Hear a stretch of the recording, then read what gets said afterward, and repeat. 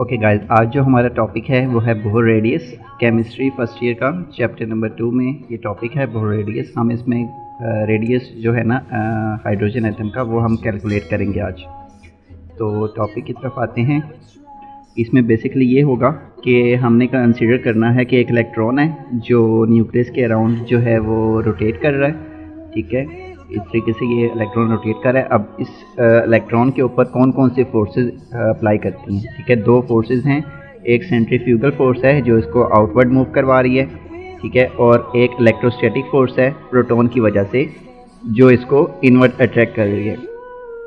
तो अब हमने देखना है कि ये हमने एक ऐसा रेडियस ले लिया है, ठीक है, ऐसा डिस्टेंस ले लिया है जिसके ऊपर ये दोनों फोर्सेस आपस में इक्वल हैं, मतलब दोनों की जो मैग्नीट्यूड है वो आपस में इक्वल है।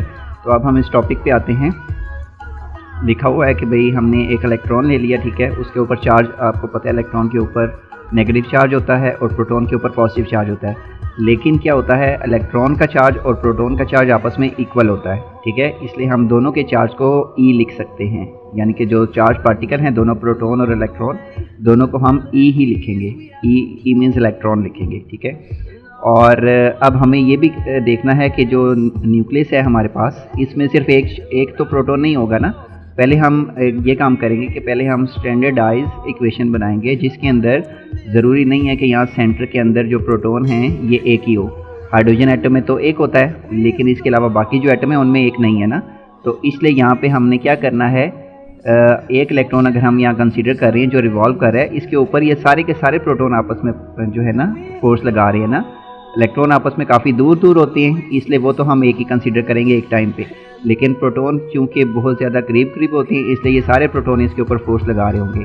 तो इन सारे प्रोटॉन, ये टोटल नंबर ऑफ प्रोटॉन कितने होंगे न्यूक्लियस के अंदर, ये हमें एटॉमिक नंबर से पता चलता है, Z। ठीक है, तो हम इसको जब मल्टीप्लाई कर लेंगे तो वो आ जाएगा ZE। मतलब टोटल जो फोर्स लग रही है इलेक्ट्रोस्टैटिक फोर्स वो ZE बनेगी। ठीक है, जो प्रोटॉन की वजह से लग रही है इलेक्ट्रॉन के ऊपर वो ZE बनेगी। अच्छा, इसके बाद हमें पता है मैस ऑफ इलेक्ट्रॉन को हम m कंसीडर करेंगे, रेडियस को हम r कंसीडर करेंगे और वेलोसिटी जो है इसको हम v कंसीडर करेंगे। ठीक है, अब हम इसकी डेरिवेशन के ऊपर आ जाते हैं स्टेप बाय स्टेप।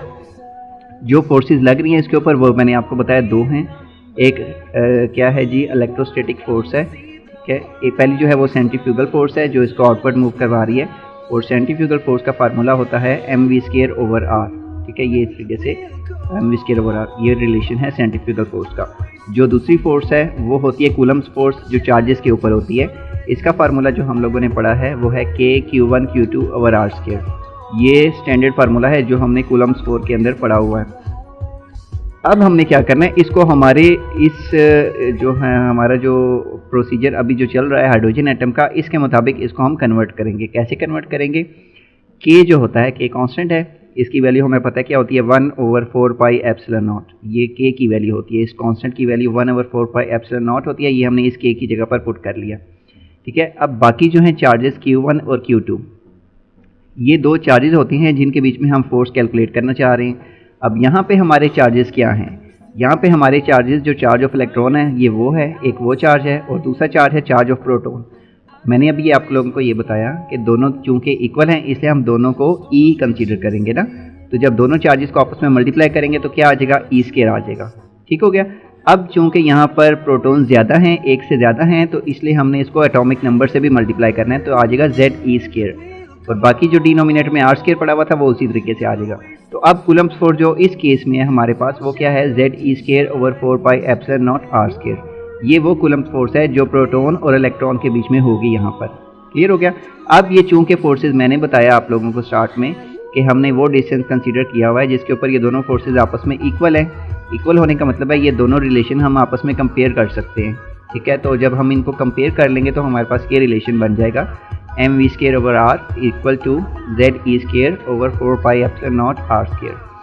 अच्छा, अब हमने ये देखना है यहाँ से कोई चीज़ कैंसिल हो रही है। यहाँ से ये जो r है डिनोमिनेटर में दोनों के, यहाँ पर भी r है, यहाँ पर r² है, तो ये एक सिंगल r यहाँ से कैंसिल हो जाएगा।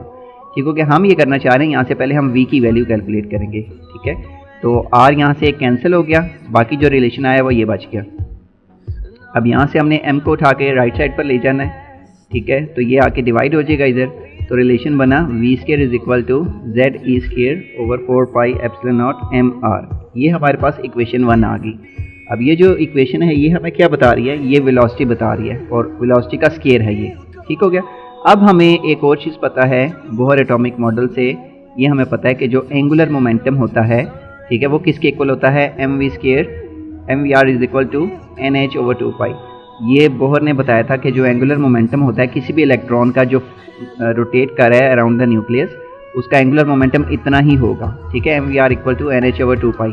अब हमने क्या करना है, यहाँ से हम v सेपरेट फाइंड करते हैं। यहाँ से v क्या आ जाएगा, v is equal to nh/2πmr। ये जो m और r है ये इधर जाके डिवाइड हो गया, ठीक हो गया। अब ये v है, मैं ये चाह रहा हूँ कि इस रिलेशन को और इसको कंपेयर करूँ या इसकी वैल्यू पुट करूँ, तो इसका हम सिंप्लीफाई यूँ कर लेते हैं कि इसको स्केयर कर देते हैं।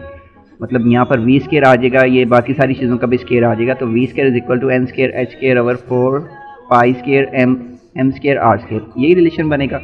इसको हमने लिख लिया, ये आ गया, ठीक हो गया। अब ये जो दोनों इक्वेशन थी, इक्वेशन 1 और इक्वेशन 2, इनको हमने कर लेना है कंपेयर। जब हम इनको कंपेयर करेंगे तो हमारे पास ये रिलेशन आ जाएगा। अब हमने इसको सिंप्लीफाई करना है। सिंप्लीफाई करने के लिए देखें 4 दोनों साइड पर मौजूद है, डिनोमिनेटर में ये कैंसिल हो जाएगा, एक सिंगल पाई यहाँ से कैंसिल हो जाएगा, m भी सिंगल कैंसिल हो जाएगा, r भी कैंसिल हो जाएगा, एक r बच जाएगा राइट साइड पर, ठीक हो गया। ये नीचे वाली जो स्केयर हैं ये ऑलमोस्ट सारे कैंसिल हो चुके हैं। अब इसको जो कैंसिल करने के बाद जो रिजल्ट आ रहा है वो ये आ रहा है, ठीक हो गया, z e square over epsilon naught is equal to n square h square over pi m r। अब मैं यहाँ से, क्योंकि हम radius of hydrogen atom calculate करना चाह रहे हैं, या सिंप्लीफाई आप इसको यूँ कह सकते हैं, रेडियस ऑफ एटम हम कैलकुलेट करना चाह रहे हैं, तो r को हमने क्या करना है, इधर इस साइड पर ले जाएंगे, बाकी सारी चीज़ें इस साइड पर आ जाएंगी। तो ये कुछ इस तरीके से रिलेशन बन जाएगा, एप्सिलॉन नॉट ऊपर चला जाएगा, z इसके डिनोमिनेटर में आ जाएगा, बाकी सारी चीज़ें जो यहाँ पर मौजूद थी ये इसी तरह यहाँ पर पड़ी हुई है। अब ये हमारे पास रिलेशन आ गया, जनरल इक्वेशन है ये r के लिए, मतलब r क्या हमें शो कर रहा है, रेडियस ऑफ इलेक्ट्रॉन, मतलब जिस शेल के अंदर इलेक्ट्रॉन रिवॉल्व कर रहा है उसका हमें ये रेडियस बता रहा है बोहर एटॉमिक मॉडल के ज़रिए, ठीक है। अब हमने क्या करना है, क्योंकि हमें पता है कि जो हाइड्रोजन एटम है इसके अंदर एक ही इलेक्ट्रॉन होता है, तो अब हम हाइड्रोजन एटम के लिए इसको क्या करेंगे, सिंप्लीफाई कर लेंगे। तो उसमें हमने क्या करना है, उसमें हमें पता है कि हाइड्रोजन एटम में Z1 होता है, ठीक है। Z मीन उसका जो न्यूक्लियस है उसके अंदर कितने प्रोटॉन हैं, एक प्रोटॉन पड़ा हुआ है, तो Z की वैल्यू 1 है, ये हम यहाँ पर पुट कर लेंगे। तो epsilon not n square h square over e square pi m, ये हमारे पास रिलेशन बन गया। अब हमें यहाँ से ये नज़र आ रहा है कि काफ़ी सारी चीज़ें इसके अंदर कांस्टेंट हैं। हम क्या करते हैं, जो जो चीज़ें कांस्टेंट है ना इनको सेपरेट कर देते हैं, ठीक है, और उसकी जगह पे हम जनरल कांस्टेंट पुट कर देते हैं।